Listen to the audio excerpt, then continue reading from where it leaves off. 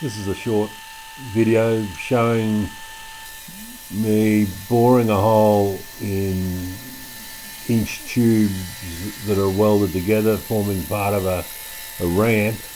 This is a 24mm diameter hole being bored with a 12mm end mill.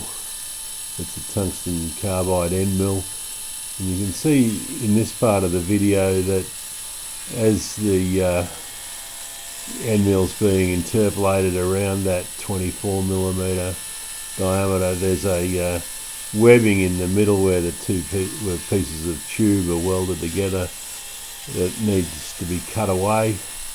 That's why I'm using an end mill to make this hole rather than trying to drill it. Even a pilot drill on a hole saw would have trouble, I think, because it's not quite on center on those webbings.